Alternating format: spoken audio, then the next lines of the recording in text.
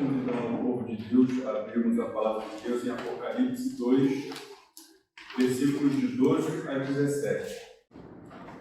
Nós faremos essa leitura de forma responsiva. Eu lerei o primeiro verso, os irmãos o segundo, assim, e o último leremos todos juntos. Ao anjo da igreja em Pérgamo, escreve: estas coisas diz aquele que tem a espada afiada de 2 gumes.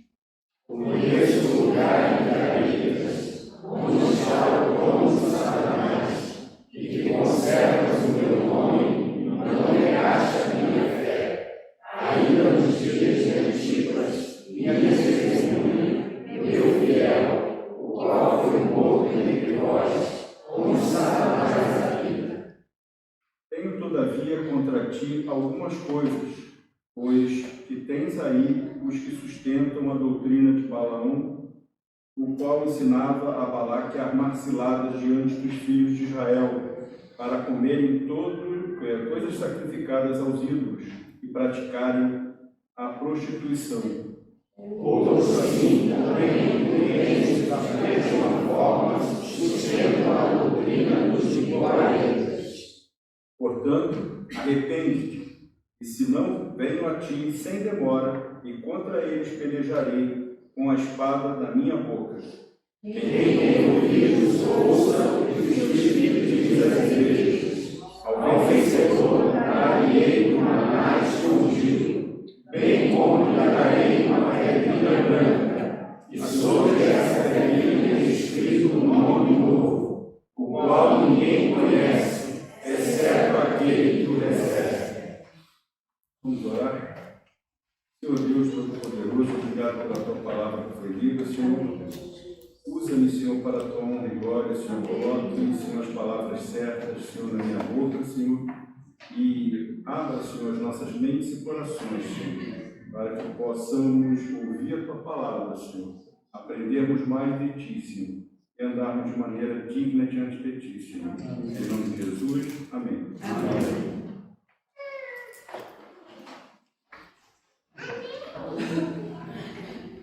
Fé cristã e cultura. No mundo, mas sem fazer concessões. Um tema bem atual e a igreja tem sido bastante bombardeada. Pérgamo estava localizada sobre uma grande montanha de rocha e tendo aos seus pés um grande vale circunvizinho.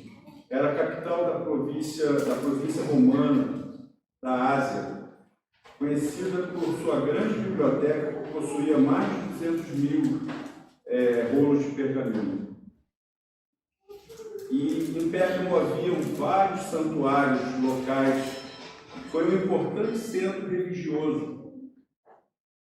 Santuários a Zeus, Dionísio, Atena, e de igual modo um santuário a Asclepio, deus cujo símbolo era uma serpente. E para os cristãos, esse símbolo era o próprio Satanás. Também era o centro oriental do culto ao imperador romano. Em Apocalipse 2, versículo 12, ele nos diz: ao anjo da igreja em Pérgamo escreve: estas coisas diz aquele que tem a espada afiada de 2 gumes. Cristo, o grande supremo sacerdote, está presente e ativo e anda em suas igrejas.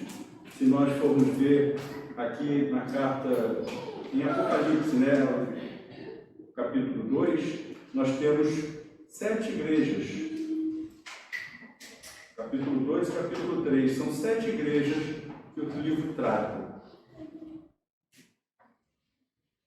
E o Senhor Jesus está presente em cada uma delas, conhece cada uma delas detalhadamente e trata cada uma delas de forma específica.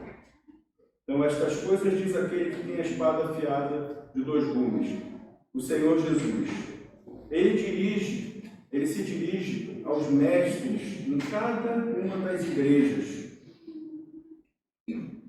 usando o singular anjo. Ao anjo da igreja, no caso aqui em Pérgamo, escreve. Esse anjo da igreja, um mensageiro de Deus, que tem a função de ensinar a palavra de Deus à igreja. E ele chama a atenção desse mensageiro, desse pastor, desse presbítero, da pessoa que está diante do povo de Deus a ensinar a palavra de Deus. Isso deve ser feito de forma verdadeira. Atos 14, versículo 23, nos fala: e promovendo-lhes em cada igreja a eleição de presbíteros, depois de orar com jejuns, os encomendaram ao Senhor em que haviam crido. Atos 20, 17, de Mileto mandou a Éfeso chamar os presbíteros da igreja. A grande responsabilidade que os ensinadores da igreja, pastores, presbíteros, têm diante de Deus. Pérgamo, capital da Ásia Menor, estava a 88 quilômetros ao norte de Esmirna, uma grande biblioteca e templos magníficos dedicados aos deuses gregos. Jesus, o grande sumo sacerdote, que tem a espada afiada, cuja palavra é poderosa para salvar e julgar. Ele se dirige à igreja. Vejamos aí o versículo 13 de Apocalipse. Jesus diz à igreja de Pérgamo: conheço o lugar em que habitas, onde está o trono de Satanás. Jesus sabe a situação que aquela igreja vive. Uma cidade religiosa, intelectual, culturalmente sofisticada. A mesma sofisticação que perturbou o espírito de Paulo em Atenas. Nós vemos isso em Atos 17, versículo 16, que fala: em face da idolatria dominante da cidade, um povo idólatra. Era uma cidade idólatra, um lugar onde a igreja do Messias é tentada a reinterpretar a fé nos termos dos cultos que estão à sua volta. O sincretismo religioso que é condenado por Deus. Nós vemos bastante isso nos nossos dias hoje. Igrejas se adaptando ao homem, agradando a homens para poder se manter cheias, e as pessoas saírem de lá felizes, entre aspas, uma falsa felicidade.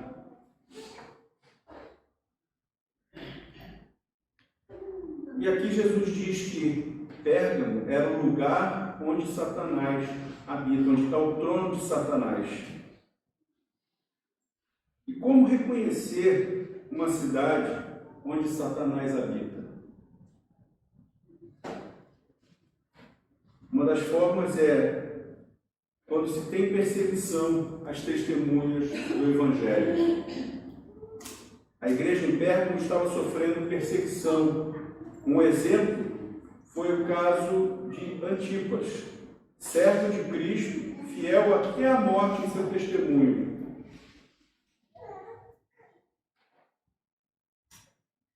E mesmo nessa situação onde a morte era uma realidade, a igreja se manteve firme em Cristo Jesus, em quem conservou a sua fé. Apocalipse 13, continuando a leitura do versículo: e que conservas o meu nome e não negaste a minha fé, ainda nos dias de Antipas, minha testemunha, meu fiel, o qual foi morto entre vós, onde Satanás habita. Nessa carta à igreja de Pérgamo, nós podemos observar 3 atitudes de Jesus. Uma, Jesus conhecia a situação da igreja de Pérgamo. Ela estava sofrendo perseguição. Ele também sabia das alianças que a igreja estava fazendo com os cultos idólatras à sua volta. Jesus, ao observar o sincretismo destrutivo na igreja de Pérgamo, ele ordena ao seu povo que se arrependa disso. E 3, ele promete recompensá-los caso voltem para ele em contrição e arrependimento. Ainda no versículo 13, Jesus conhece a nossa situação. Conheço o lugar em que habitas. No mundo antigo, onde havia separação, onde não havia separação entre a vida religiosa e a vida cívica, a igreja de Pérgamo tinha dificuldade de se manter fiel envolta nessa cultura. Com uma organização política, econômica e familiar, com envolvimento direto com a religião, principalmente a do Império. Pérgamo, capital da província, centro do culto ao imperador, era exigido dos cristãos que adorassem ao imperador e que eles confessassem que César é Senhor. A não confissão que César é Senhor era considerada desobediência civil e punida com a morte. 2 senhores exigiam submissão e lealdade. A qual dos 2 senhores servir? Essa era a questão implícita na carta a Pérgamo: a César ou a Cristo? E mesmo em meio a essas provações, Jesus afirma aos irmãos da igreja de Pérgamo, no versículo 13, e que conservas o meu nome e não negaste a minha fé, ainda nos dias de Antipas, minha testemunha, meu fiel, o qual foi morto entre vós, onde Satanás habita. O Império Romano, ao conquistar o mundo, levou uma paz às regiões mais longínquas, uma falsa paz, com guerras, armas e governo autoritário. Os povos conquistados podiam adorar os seus deuses, desde que não interferisse na religião do Império. Você pode adorar a Cristo, desde que você adore também a César. Você pode adorar a Zeus, né, aos deuses gregos, ao deus da saúde, né, Asclépio, desde que César não deixasse de ser adorado. Nesse sentido, Pérgamo era uma cidade aberta, tolerante a várias crenças, desde que não competisse com César. Se César estivesse sendo adorado, tudo bem. Em Filipenses 2, versículos de 10 a 11, nós temos: toda língua confesse que Jesus Cristo é Senhor, para a glória de Deus Pai. Antipas não se prostrou a outro Senhor, César, senão ao Senhor e Salvador Jesus Cristo, e por isso foi morto. Foi fiel ao Senhor Jesus e foi reconhecido por Cristo. Voltamos ao versículo 13. Jesus falando de Antipas: e que conservas o meu nome e não negaste a minha fé, ainda nos dias de Antipas, minha testemunha, meu fiel, o qual foi morto entre vós, onde Satanás habita. Ele está sendo usado aqui como exemplo por Jesus, de um servo de Deus fiel, que mesmo diante do risco de ser morto, não negou a Cristo. Aqui poderíamos fazer a seguinte pergunta: será que eu serei reconhecido por Cristo como Antipas foi, por sua fidelidade ao Senhor Jesus Cristo? Será que nós já pensamos nisso? Não? Então deveríamos pensar. Será que Jesus reconheceria em nós a fidelidade que Antipas teve em não negar a Cristo e assumir diante daquela situação que ele vivia de não poder deixar de adorar a César,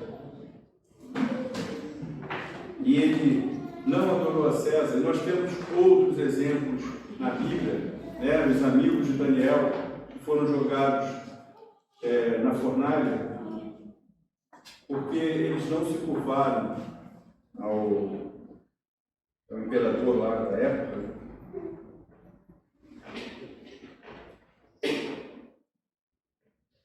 Após Jesus confirmar o testemunho de Antipas como exemplo para a igreja e a fidelidade de seus servos, ele mostra também que conhece a infidelidade do seu povo. Apesar de termos crentes fiéis e que não se curvavam a outro que não fosse a Cristo, fica claro que nesse versículo, no versículo 14, que haviam crentes, né? Havia no meio da igreja crentes que não eram tão fortes assim.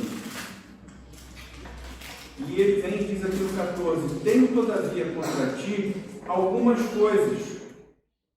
Ele está falando da aceitação e participação da igreja nas práticas à sua volta, frequentar festas, participar de cerimônias e fazer comércio. Detalhe daquilo, frequentar festas, participar de cerimônias e fazer comércio, era que estava tudo ligado à idolatria em Pérgamo. Confessar Jesus significava retirar-se do convívio social, pois esse convívio significava um relacionamento com a idolatria.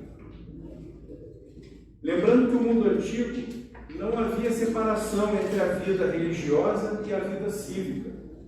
O não participar tornava o cristão um excluído. Alguma vez, algum de nós aqui hoje, né, já se sentiu excluído? Alguma vez as pessoas que estão à sua volta já te excluíram do dia a dia delas ou das coisas que elas fazem? Precisamos ver isso. É melhor que a gente seja excluído e o nome de Cristo seja exaltado do que a gente estar incluído e o nome de Deus não esteja sendo glorificado.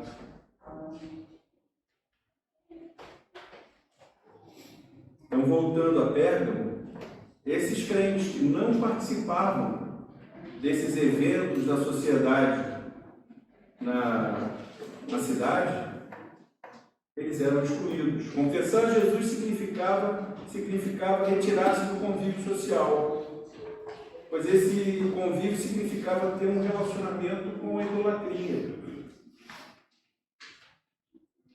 Jesus aponta duas falsas doutrinas que invadiram a igreja de Pérgamo. Nós temos aí no versículo 14 e versículo 15. Vamos ler juntos? No versículo 14, a doutrina de Balaão, e no 15, a doutrina dos nicolaítas. Vamos ler juntos? Tenho todavia contra ti algumas coisas, pois tens amigos que sustentam a doutrina de Balaão, o qual ensinava a Balaque a armar ciladas diante dos filhos de Israel, para comerem coisas sacrificadas aos ídolos e praticarem a prostituição. Ou sim, também tem da mesma forma, sustentam a doutrina dos nicolaítas. A doutrina de Balaão faz referência ao conselho do profeta Balaão, dado a Balaque, rei dos Moabitas, com o intuito de levar o povo de Deus a se misturar com os povos vizinhos e abandonar ao Deus vivo. A doutrina dos nicolaítas, provavelmente um pequeno grupo de judeus em Pérgamo, que tinha a intenção de destruir a igreja. Com seu falso ensino, misturava a doutrina de Cristo e dos apóstolos com outras doutrinas abomináveis da cultura da época, com o fim de justificar as suas práticas imorais. E, infelizmente, nós vemos isso acontecendo nas igrejas. Falsos crentes misturados, distorcendo o Evangelho e levando crentes fiéis a erro. Mas essas pessoas serão cobradas, nós vamos ver mais adiante. Jesus ordena que a igreja se arrependa dessas práticas imorais que desonram o seu nome. Versículo 16. Pois, portanto, arrepende-te, senão venho contra ti sem demora, e com eles pelejarei com a espada da minha boca. Jesus conclama o seu povo a mudar sua prática de vida à luz da sã doutrina. Ele ordena à sua igreja o arrependimento. O chamado ao arrependimento é um mandamento que exige resposta, e caso contrário, o juízo virá sem demora. Salmo 7, versículo 12. Se o homem não se converter, afiará Deus a sua espada. E o mais temível pode acontecer. O próprio Jesus pelejará contra os insubmissos e rebeldes que levam o seu povo a tropeçar. Em Mateus 18, versículo 6, nós temos o seguinte: qualquer, porém, que fizer tropeçar um destes pequeninos que creem em mim, melhor lhe fora que se pendurasse ao pescoço uma pedra de moinho e fosse afogado na profundeza do mar. Então nós vemos aí a responsabilidade das pessoas que ensinam. O levar um crente ao erro, ensinar de forma errada, e esse crente, por um ensino errado, começar a andar de forma desagradável diante de Deus, melhor seria que essa pessoa pendurasse uma pedra de moinho e se jogasse no mar. Amarrasse o pescoço e jogasse no mar. Do que ensinar a palavra de Deus de qualquer jeito ou equivocadamente, como faziam os nicolaítas. Jesus nos exorta a ouvirmos as suas palavras com atenção. Nós vamos ver que ele diz aqui: quem tem ouvidos, ouça o que o Espírito diz às igrejas. Por quê? Porque ele irá nos recompensar pela fidelidade à nova aliança firmada no seu sangue. O versículo 17 nos diz: quem tem ouvidos, ouça o que o Espírito diz às igrejas. Ao vencedor, dar-lhe-ei do maná escondido, bem como lhe darei uma pedrinha branca, e sobre essa pedrinha escrito um nome novo, o qual ninguém conhece, exceto aquele que o recebe. A mesma graça que nos predestinou, que nos chamou, que nos justificou, a mesma graça que nos santifica hoje, é a que nos glorifica. Romanos 8, 30, que nos diz: e aos que predestinou, a esses também chamou, aos que chamou, a esses também justificou, e aos que justificou, a esses também glorificou. Essa graça maravilhosa recompensa servos inúteis. Lucas 17, 10, que nos diz: assim também vós, depois de haverdes feito quanto vos foi ordenado, dizei: somos servos inúteis, porque fizemos apenas o que devíamos fazer. Essa graça que nos faz cantar: preciosa graça de Jesus, que um dia me salvou, perdido andei sem ver a luz, mas Cristo me encontrou. A graça então meu coração do medo libertou. Ó, quão preciosa salvação a graça me otorgou. A salvação de Cristo, o que Cristo fez por nós, é graça, pura graça de Deus. Como disse aqui em Lucas, nós somos servos inúteis, nós muito mal fazemos a ordem que recebemos, não fazemos nada mais. E nós somos incapazes por nós mesmos de nos salvar. mas a graça de Cristo, o amor de Cristo, a misericórdia de Cristo nos resgata da morte e do pecado. Aqueles que perseverarem até o fim, vivendo fielmente uma sociedade apóstata, aos vencedores Jesus dará do maná escondido, no versículo 17, maná escondido, fazendo referência ao alimento que Deus enviava ao povo todos os dias, durante a peregrinação no deserto. Êxodo nos conta essa parte da história do povo de Deus. Um exemplo dado por Cristo, para que a igreja de Pérgamo não se preocupasse com o seu redor, com a cultura, a sociedade, a religião, os deuses e César, olhassem somente para Cristo. João 14, 27. Deixo-vos a paz, a minha paz vos dou. Não vou-la dou como o mundo a dá. Não se turbe o vosso coração, nem se atemorize. Jesus é quem providencia tudo o que precisamos. Aquele povo estava envolvido e cercado por um povo idólatra, uma cultura idólatra, onde Deus não era glorificado, mas Jesus vem aqui e garante a esse povo que vai cuidar dele de tudo que ele precisa, como fez com o seu povo no deserto, em que esse povo foi cuidado, esse povo recebia comida, foi protegido.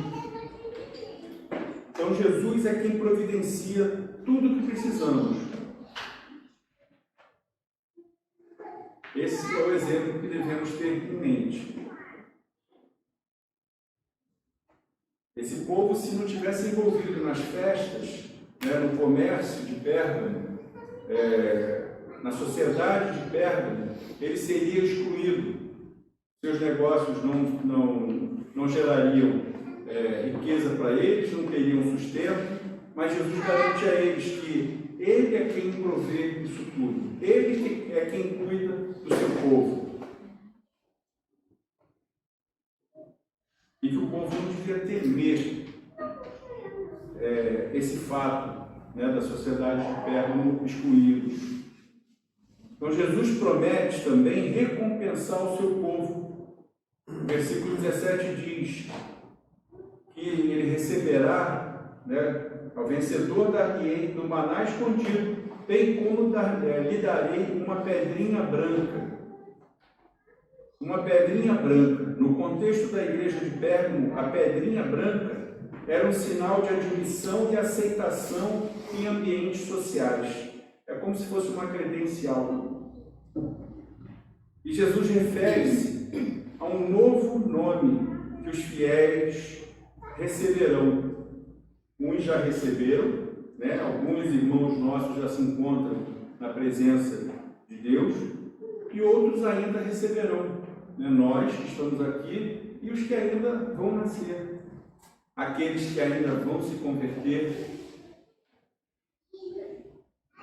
O mundo pode rejeitar, desprezar e até matar os cristãos. E nós temos ouvido falar bastante isso nos jornais. Às vezes um pouco mais... às vezes a notícia não é tão aberta, um pouco mais escondida, mas cristãos têm sido perseguidos pelo mundo. E nós precisamos orar para que Deus proteja esses nossos irmãos espalhados pela face da terra. Não só aqui no Brasil, mas pela face da terra. Igrejas sendo destruídas, irmãos sendo queimados vivos dentro de igrejas e outras coisas mais. Então o mundo pode nos rejeitar, nos desprezar e até nos matar. Mas Cristo nos aceita, nos recebe e nos reconhece como seus. Nós receberemos um novo nome, versículo 17. E sobre essa pedrinha escrito um novo nome, o qual ninguém conhece, exceto aquele que o recebe. O que indica que são seu povo, Sua propriedade, propriedade exclusiva de Deus. Isso é o que nós somos. Povo de Deus e propriedade exclusiva de Deus. E Jesus tem muito ciúme do seu povo. Como exemplo desse novo nome, nós vemos nas Escrituras quando Deus muda o nome de Abrão para Abraão, de Jacó para Israel. Essa mudança ocorre quando o nosso relacionamento com Deus é transformado.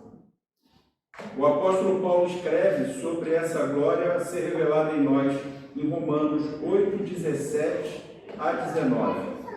Ora, se somos filhos, somos também herdeiros, herdeiros de Deus e co-herdeiros com Cristo. Se com Ele sofremos, também com Ele seremos glorificados. Porque para mim tenho por certo que os sofrimentos do tempo presente não podem ser comparados com a glória a ser revelada em nós. A ardente expectativa da criação aguarda a revelação dos filhos de Deus. Concluindo, a igreja deve ser fiel a Cristo no meio de uma cultura idólatra, sabendo que Ele acompanha, perdoa e recompensa o seu povo. Jesus anda no meio do seu povo. E como nós sabemos, Deus é onipresente, onisciente e onipotente. Ao mesmo tempo que Ele está aqui conosco, Ele está junto com outros irmãos. Difícil da nossa cabeça entender? Mas é assim que a Bíblia nos ensina. A igreja de Pérgamo não negou a fé completamente, mas deixou-se levar pela cultura circuncidante. Talvez no medo, de seus negócios quebrarem, de não ter como se sustentar, ser morto por não adorar César. Pode ser. Antipas não teve esse medo, foi morto, mas morreu glorificando o nome de Deus e testemunhando o nome de Deus.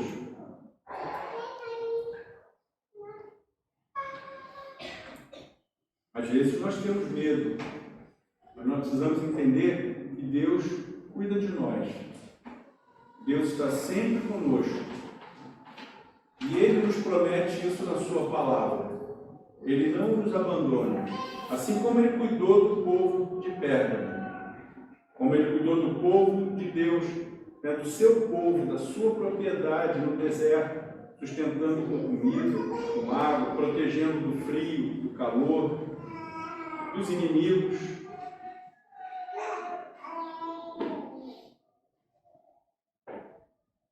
As falsas doutrinas foram introduzidas na igreja de Pérgamo, elas foram destruindo a igreja e desonrando o nome de Jesus. Mas a missão da igreja é honrar o nome de Cristo e fazê-lo cada vez mais conhecido.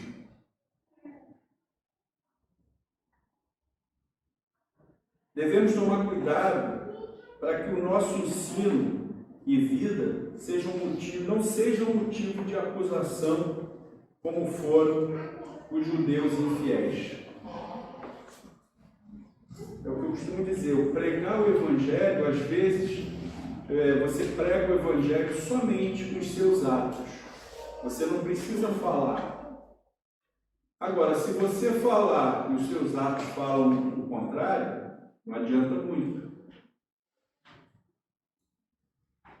Então, assim, honrar o nome de Deus através da nossa vida, do nosso dia a dia, ser crente quando estamos aqui dentro da igreja e sermos crentes quando estamos lá fora no nosso dia a dia, que nós chamamos da nossa vida secular.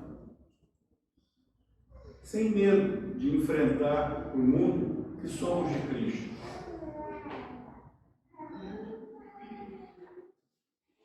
Não tem problema se formos ser excluídos.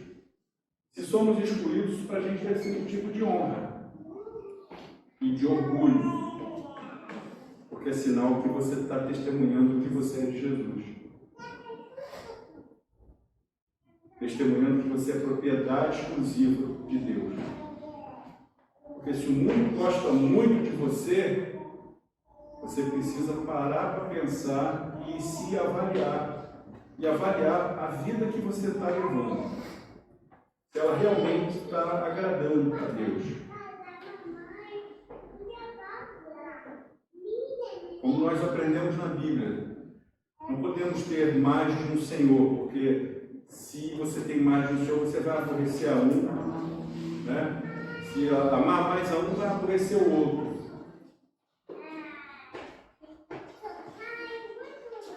Então nós devemos tomar cuidado.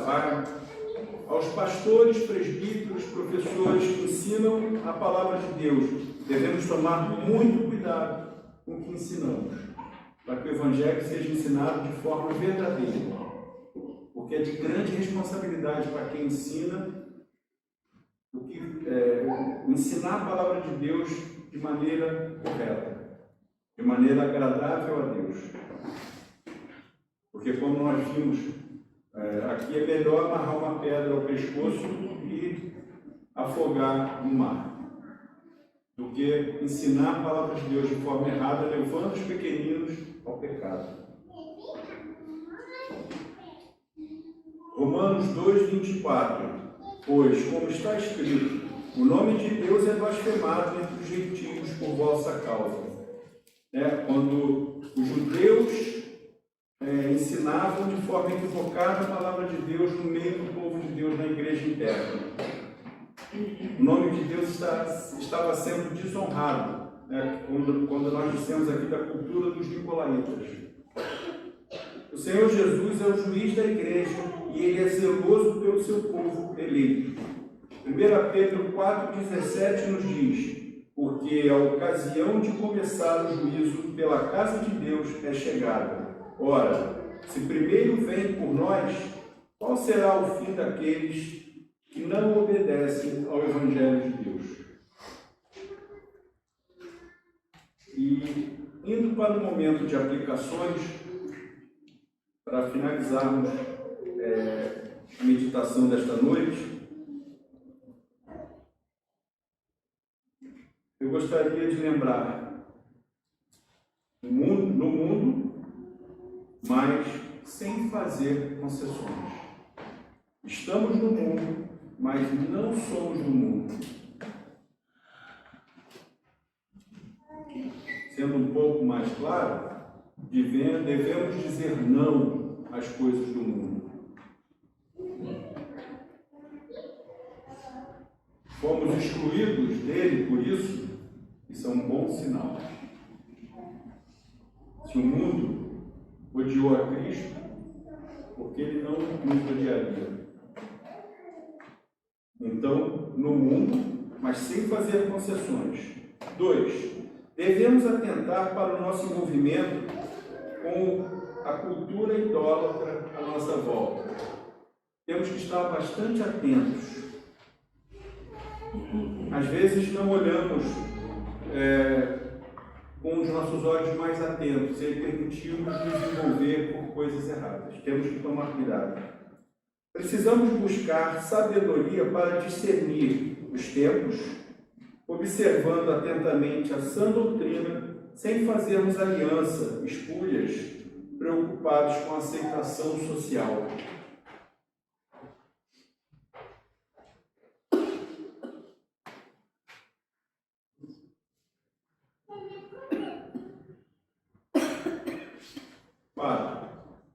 Deus, em Cristo, é fiel e cuidará de nós. Por isso, não é preciso buscar refúgio em falsas promessas de paz que o mundo oferece. 5. Nós temos um Senhor que está presente com o seu povo para buscar os que se arrependem dos seus maus caminhos e julgar os falsos mestres que entram em seu meio, no meio do seu povo, para fazê-lo tropeçar. 6. Busque no poder do Espírito Santo ser fiel e Cristo o recompensará. Que Deus possa nos abençoar e que possamos sempre ter em mente E estamos no mundo, mas não somos do mundo. Então, no mundo, mas sem fazer concessões. Essas concessões são muito perigosas. E se o mundo gosta de você, é hora de você parar e refletir sobre como é que está sendo a sua vida diante de Deus. Porque o que nós temos visto é que o mundo odiou a Cristo. O povo daqui da igreja de Pérgamo, que foi fiel a Cristo, era excluído. O Antipas foi o exemplo utilizado aqui na carta. Ele, por ser fiel a Cristo, por amor a Cristo, ele foi morto. Por não se curvar à idolatria de adorar a César. Os crentes de Pérgamos eram obrigados a acender incenso aos imperadores romanos da época.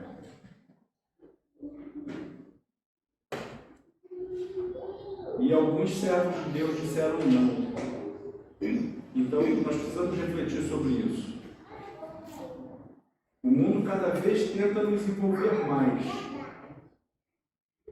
Mas nós precisamos confiar no nosso Deus, sabendo das promessas que Ele tem para nós, do cuidado que Ele tem para cada um de nós, e sabendo que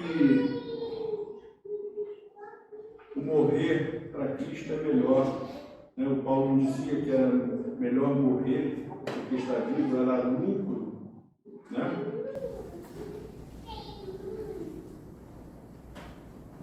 Que Deus possa nos abençoar.